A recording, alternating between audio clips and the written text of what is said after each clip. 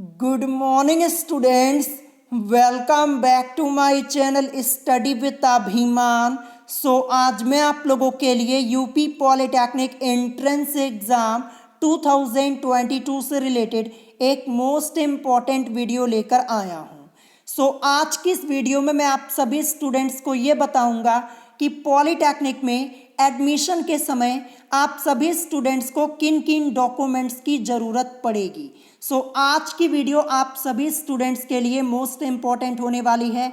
Video को आप लोग स्टार्टिंग से लेके एंड तक ज़रूर देखिएगा, तभी आपको यहाँ पे सभी बातें अच्छे से समझ में आएंगी। तो चलिए फिर आज की इस वीडियो को स्टार्ट करते हैं। आज की इस वीडियो में सबसे पहले मैं आप सभी स्टूडेंट्स को ये बताऊंगा कि एडमिशन के समय आप लोगों को किन किन डॉक्यूमेंट्स की ज़रूरत पड़ेगी। फिर उसके बाद मैं आप सभी स्टूडेंट्स को ये भी बताऊंगा कि काउंसलिंग करवाते समय आपको किन डॉक्यूमेंट्स की ज़रूरत पड़ने वाली है। लेकिन सबसे पहले मैं आप लोगों को ये बता देता हूँ कि एडमिशन के समय आपको किन डॉक्यूमेंट्स की ज़रूरत पड़ेगी। तो यहाँ पे पॉइंट वाइज मैंने लिखा हुआ है। तो फर्स्ट पॉइंट यहाँ पे क्या लिखा है? फर्स्ट पॉइंट यहाँ पे है जी कप एडमिट कार्ड 2022, यानी आप लोगों के पास आपका एडमिट कार्ड होना कंपलसरी है।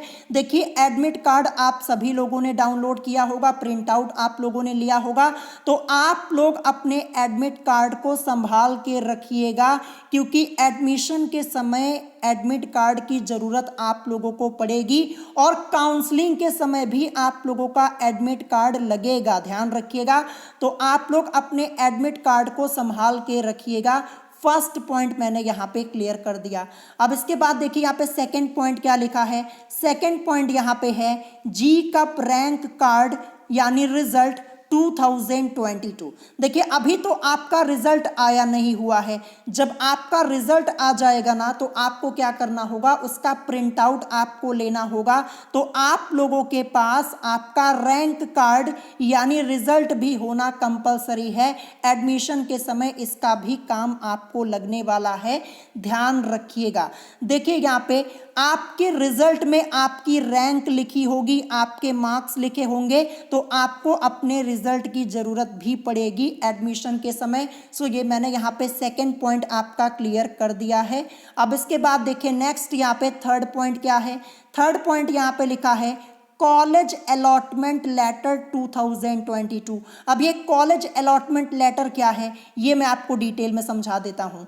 देखिए, जब आप लोग अपनी काउंसलिंग करवाएंगे ना, तो वहाँ पे आपको कुछ कॉलेज सेलेक्ट करने पड़ते हैं और साथ में आपको ब्रांच सेलेक्ट करनी पड़ती है कि आप किस ब्रांच के थ्रू किस कॉलेज में एडमिशन लेना चाहते हैं।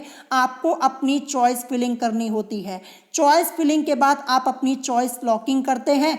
फिर उसके बाद आपका यहाँ पे सीट अलॉटमेंट का रिजल्ट आता है। सीट अलॉटमेंट के रिजल्ट में आपको ये बताया जाता है कि आपको कौन सा कॉलेज मिला हुआ है और कौन सी ब्रांच आपको मिली हुई है। तो उसके लिए आपका एक कॉलेज अलॉटमेंट का लेटर आता है, जिसे आप ऑनलाइन डाउनलोड कर पाएंगे। तो जो लेटर आप लोग डाउनलोड करेंगे, उसका प्रिंट आउट भी आप लोगों के पास होना चाहिए। तो ये आपका होता है कॉलेज अलॉटमेंट लेटर। देखिए, ये सब काउंसलिंग के बाद की प्रोसेस है। ये डॉक्यूमेंट आपके पास होना कंपलसरी है जब आप लोग एडमिशन के लिए जाएंगे, डॉक्यूमेंट वेरिफिकेशन के लिए जाएंगे। तो ये पॉइंट मैंने आपका क्लियर कर दिया। अब इसके बाद देखिए यहाँ पे नेक्स्ट पॉइंट क्या है। नेक्स्ट पॉइंट, पॉइंट नंबर 4, यहाँ पे क्या लिखा है, काउंसलिंग फीस डिपॉजिट स्लिप 2022। ये क्या है, ये भी मैं आपको डिटेल में समझा देता हूँ। देखिए, जब आपको कॉलेज अलॉट हो जाएगा, यानी जब आपको कॉलेज मिल जाएगा, तो देखिए आपको क्या करना होगा, आपको अपनी फीस सबमिट करनी होगी ऑनलाइन, ध्यान रखिएगा। जब फीस सबमिट करेंगे तो आपको एक फीस डिपॉजिट स्लिप मिलेगी। इस स्लिप का प्रिंट आउट भी आप लोगों के पास होना कंपलसरी है। तो ये भी आपको ध्यान रखना है। पॉइंट नंबर 4 मैंने आपका यहाँ पे क्लियर कर दिया।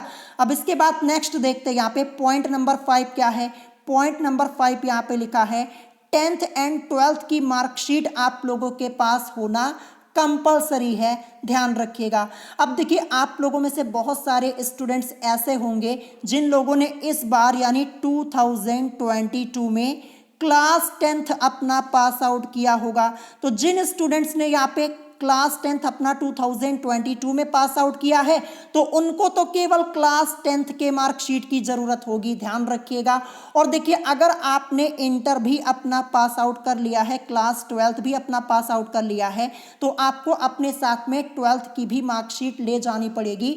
देखिए जो ग्रुप ए आपका होता है, ग्रुप ए ये 10th क्लास के बेस पर होता है, तो यहाँ पे तो आपकी 10th की मार्कशीट लगेगी। लेकिन जैसे ग्रुप ई हो गया या फिर ग्रुप के हो गया, ये 12th बेस पे होता है, तो यहाँ पे आपकी 12th की मार्कशीट लगेगी। तो देखिए आप अपने साथ में, देखिए जिन लोगों ने क्लास 12th अपना कर लिया है यानी इंटर आपका कंप्लीट है, तो आप अपने साथ में क्या कीजिएगा, 10th एंड 12th की मार्कशीट दोनों ले लीजिएगा। और अगर इस बार आपने अपना क्लास 10th पास आउट किया है तो आपको केवल क्लास 10th के मार्कशीट की जरूरत पड़ेगी, ठीक है। ये भी पॉइंट मैंने आपका यहाँ पे क्लियर कर दिया है, 5th नंबर पॉइंट। अब इसके बाद देखते हैं यहाँ पे नेक्स्ट क्या है। नेक्स्ट यहाँ पे पॉइंट नंबर 6 मोस्ट इंपॉर्टेंट है, ध्यान रखिएगा। यहाँ पे क्या लिखा है, डोमिसाइल सर्टिफिकेट, जिसे आप हिंदी में क्या बोलते हैं, निवास प्रमाण पत्र बोलते हैं, ये आपके पास होना कंपलसरी है, ध्यान रखिएगा। अगर अभी तक आप लोगों ने अपना निवास प्रमाण पत्र नहीं बनवाया है तो बनवा लीजिएगा, क्योंकि देखिए निवास प्रमाण पत्र बनने में करीब आपका 13 से 15 दिन का समय लगता है, ठीक है। अगर आपके पास निवास प्रमाण पत्र नहीं है तो अभी आप लोग ऑनलाइन अप्लाई कर दीजिए, 13 से 15 दिनों के अंदर आपका निवास प्रमाण पत्र बनके तैयार हो जाएगा और आपके पास आ जाएगा। और मैं आपको बता दूं, एडमिशन के समय जब आप लोग डॉक्यूमेंट वेरिफिकेशन करवाने के लिए जाएंगे ना, तो वहां पे आपको डॉक्यूमेंट बनवाने के लिए ज़्यादा समय नहीं दिया जाता है। और अगर आपके पास डॉक्यूमेंट नहीं होगा तो आपका एडमिशन भी कैंसल हो सकता है। तो इससे अच्छा अभी से ही आप लोग अपने डॉक्यूमेंट रेडी रखिए। इसीलिए मैं आज यहाँ पे पहले ही ये वीडियो बना दे रहा हूँ ताकि आप लोग अपना डॉक्यूमेंट पहले से ही रेडी रखें। तो आपके पास यहाँ पे निवास प्रमाण पत्र होना कंपलसरी है। और देखिए अगर आपके पास पहले से निवास प्रमाण पत्र है तो बहुत अच्छी बात है, लेकिन मैं आपको बता दूं बहुत ज़्यादा पुराना डॉक्यूमेंट आपका नहीं होना चाहिए, यानी बहुत ज़्यादा पुराना निवास प्रमाण पत्र भी नहीं चलेगा। अगर आपके पास बहुत पुराना प्रमाण पत्र है तो क्या कीजिएगा, दोबारा बनवा लीजिएगा, ठीक है। तो यहाँ पे पॉइंट नंबर 6 मैंने क्लियर कर दिया। अब पॉइंट नंबर 7 पे आते हैं। पॉइंट नंबर 7 पे क्या लिखा है, कास्ट सर्टिफिकेट यानी जाति प्रमाण पत्र। तो जाति प्रमाण पत्र भी आप लोगों के पास होना कंपलसरी है। और किनको किनको जरूरत पड़ेगी ये भी मैं बता देता हूं। देखिए अगर आप एससी या फिर एसटी कैटेगरी से बिलोंग करते हैं या फिर आप ओबीसी कैटेगरी से बिलोंग करते हैं तो आपको जाति प्रमाण पत्र की जरूरत पड़ेगी। और देखिए यहाँ पे अगर आप जनरल कैटेगरी से बिलोंग करते हैं और आपने EWS लगाया हुआ था फॉर्म फिलअप करते समय, तो आपको क्या करना है, आपके पास EWS सर्टिफिकेट होना कंपलसरी है। अगर EWS सर्टिफिकेट अभी तक आपका रेडी नहीं है तो बनवा लीजिएगा। ये जनरल कैटेगरी के लिए मैं यहाँ पे बता रहा हूँ, ध्यान रखिएगा। और रही बात यहाँ पे कास्ट सर्टिफिकेट की, तो कास्ट सर्टिफिकेट देखिए SC ST कैटेगरी के पास या फिर अगर आप OBC कैटेगरी से बिलोंग करते हैं तो आपके पास जाति प्रमाण पत्र होना कंपलसरी है। और देखिए अगर अभी तक आपने अपना कास्ट सर्टिफिकेट नहीं बनवाया हुआ है तो अभी भी आपके पास टाइम है, आज ही ऑनलाइन अप्लाई कर दीजिएगा। 13 से 15 दिनों के अंदर आपका डॉक्यूमेंट रेडी हो जाएगा। और जब आप एडमिशन के लिए डॉक्यूमेंट वेरिफिकेशन करवाने के लिए जाएंगे तो वहां पे आपको कोई प्रॉब्लम नहीं होगी। इसीलिए ये वीडियो मैं आज बना रहा हूं इतना पहले, ताकि आप पहले से ही आप लोग अपना डॉक्यूमेंट रेडी रखें और जब एडमिशन के लिए जाएं, डॉक्यूमेंट वेरिफिकेशन करवाने के लिए जाएं तो वहां पे आपको कोई प्रॉब्लम ना हो।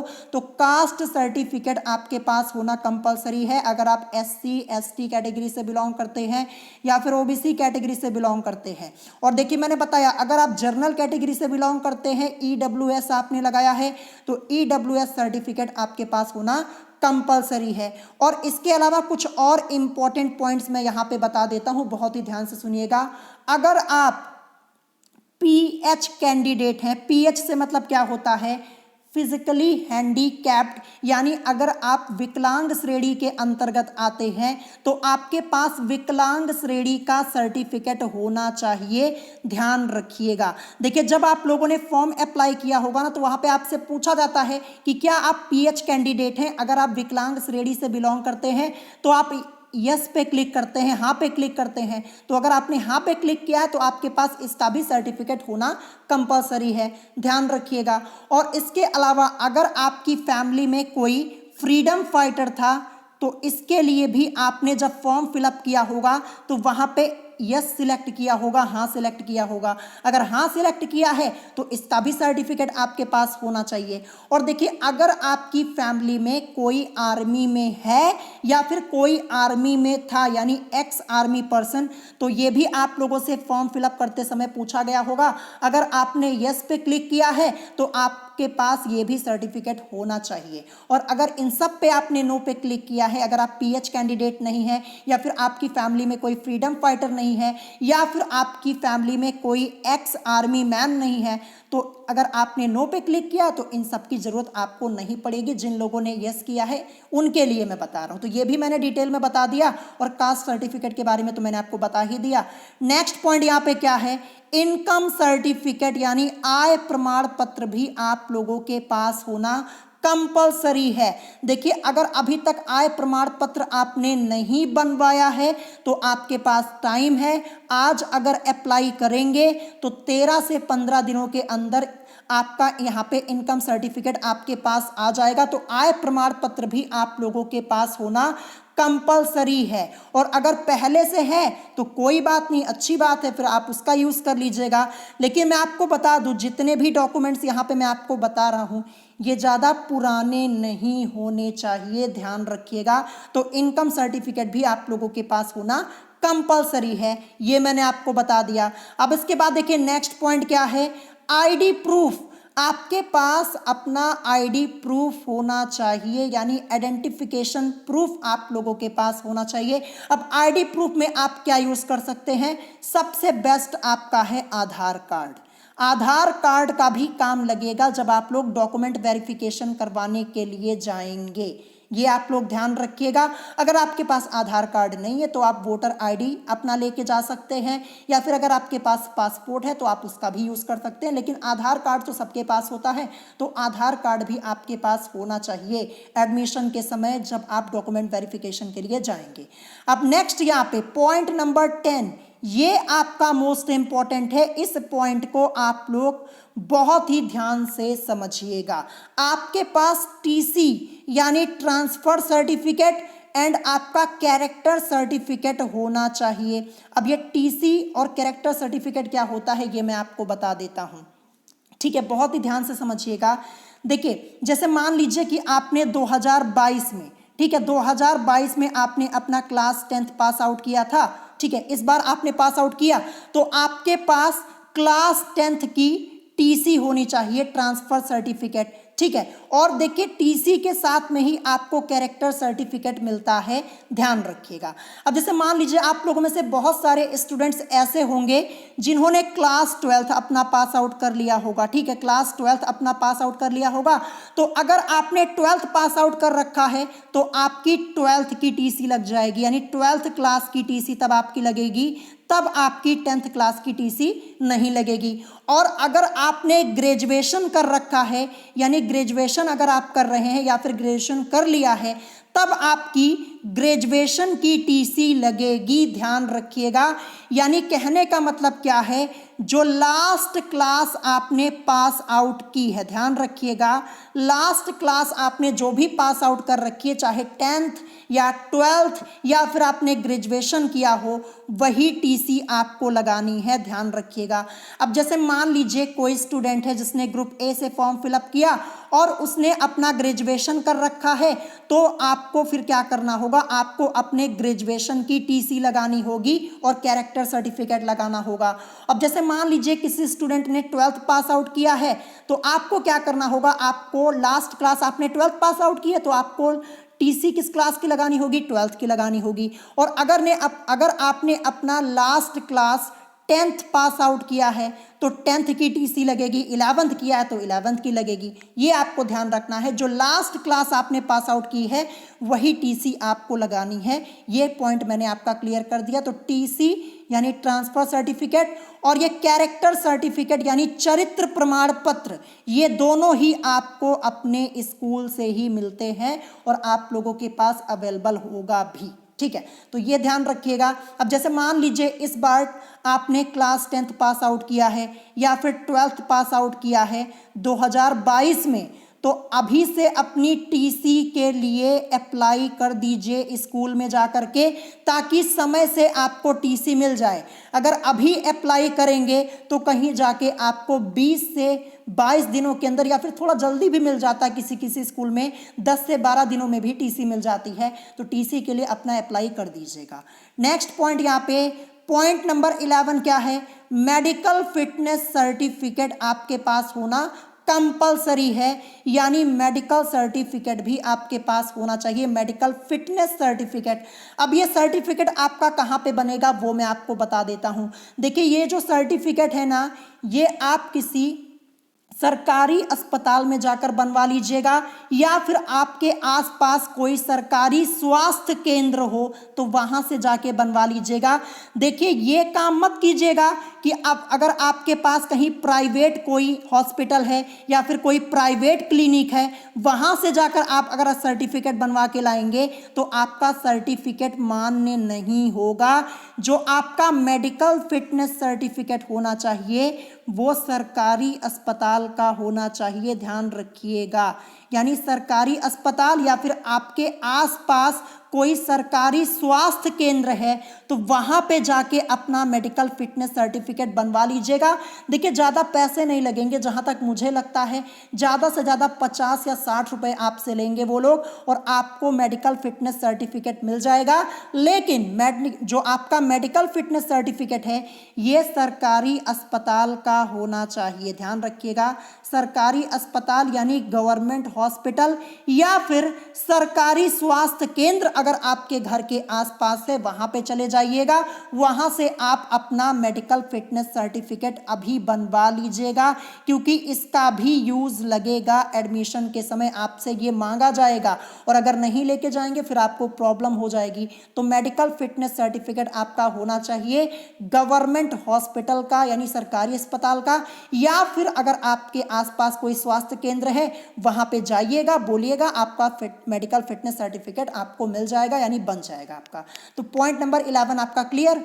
नेक्स्ट यहाँ पे पॉइंट नंबर 12 पे हम आ जाते हैं, पासपोर्ट साइज फोटोग्राफ। फोटोग्राफ तो आप सब लोगों के पास होगी, तो एक देखिए आपके पास अपनी पासपोर्ट साइज फोटोग्राफ होनी चाहिए और कम से कम 4 से 5 फोटोज या फिर इससे भी ज़्यादा करीब 7 से 8 फोटोज अपने साथ में रखिएगा। एडमिशन के समय काफ़ी फोटोज आप लोगों की लगेंगी, ध्यान रखिएगा। तो पासपोर्ट साइज फोटोग्राफ आपके पास होना कंपलसरी है। और देखिए फोटोग्राफ बहुत पुरानी मत यूज़ कीजिएगा। देखिए बहुत सारे स्टूडेंट्स क्या करते हैं, वो पुरानी फोटोग्राफ यानी 2 साल पुरानी 3 साल पुरानी फोटोग्राफ यूज़ करते हैं, तो ऐसा मत कीजिएगा। जो रिसेंट की फ़ोटो आपकी होगी उसको अपने साथ में लेके जाइएगा। तो पासपोर्ट साइज फोटोग्राफ आपके लिए कंपलसरी, और फोटोग्राफ तो आप सब लोगों के पास होगी। फिर इसके बाद देखिए यहाँ पे पॉइंट नंबर 13, पॉइंट नंबर 13 ये किसके लिए है, अगर आप अदर स्टेट से बिलोंग करते हैं, ठीक है। अगर आप अदर स्टेट से बिलोंग करते हैं और आपने यूपी पॉलीटेक्निक का फॉर्म फिलअप किया है और यहाँ पे यूपी में एडमिशन लेना चाहते हैं, तो आपके पास माइग्रेशन सर्टिफिकेट, माइग्रेशन सर्टिफिकेट से मतलब क्या होता है, स्थानांतरण प्रमाण पत्र या फिर प्रवास प्रमाण पत्र भी आप इसे बोलते हैं, ये आपके पास होना चाहिए।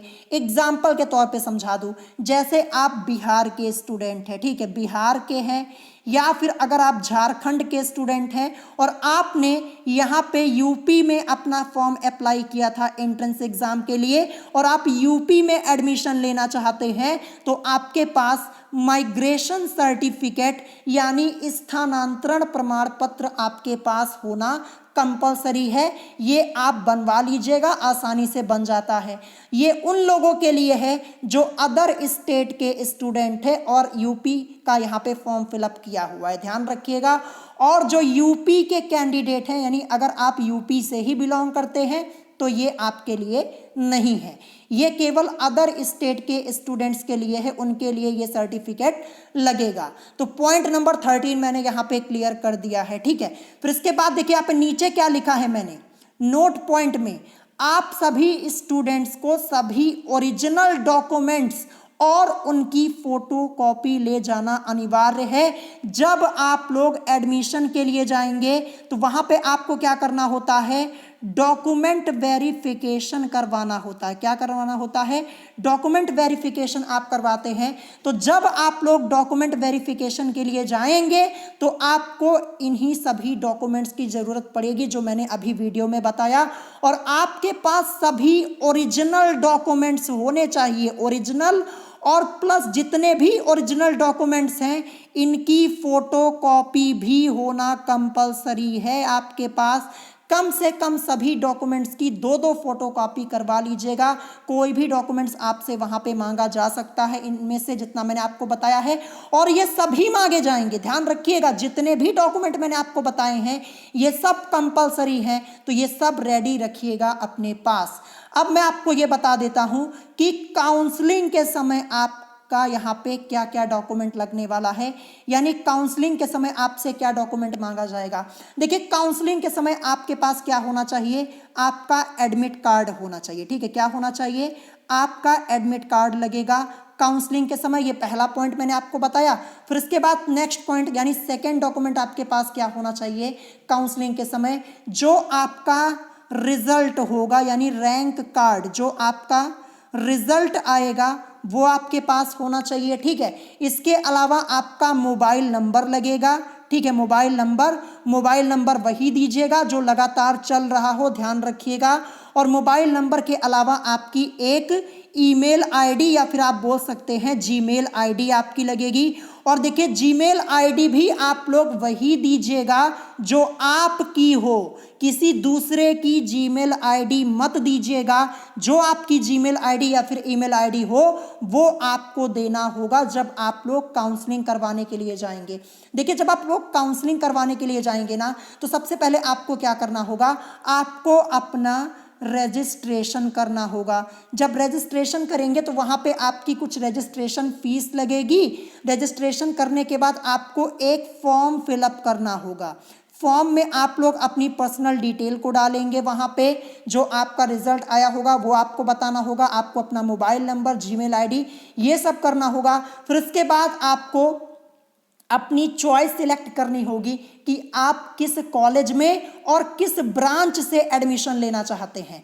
और चॉइस आप लोग कई सिलेक्ट कर सकते हैं, वो आपके ऊपर होता है। देखिए जब काउंसलिंग का शेड्यूल आएगा ऑफिशियल तो मैं आपको सब कुछ बताऊंगा कि काउंसलिंग में फीस कितनी लगेगी, रजिस्ट्रेशन फीस कितनी लगेगी, ये सब मैं आपको डिटेल में बताऊंगा। और देखिए एक ही राउंड में आप लोगों की काउंसलिंग नहीं होती, कई राउंड में होती है। तो जब काउंसलिंग का ऑफिशियल शेड्यूल आएगा तो सब मैं आपको बता दूंगा। काउंसलिंग करवाते समय आपको क्या डॉक्यूमेंट लेकर जाना है सब कुछ मैं आपको डिटेल में बता दूंगा। अभी के लिए मैंने आपको इतना बता दिया है।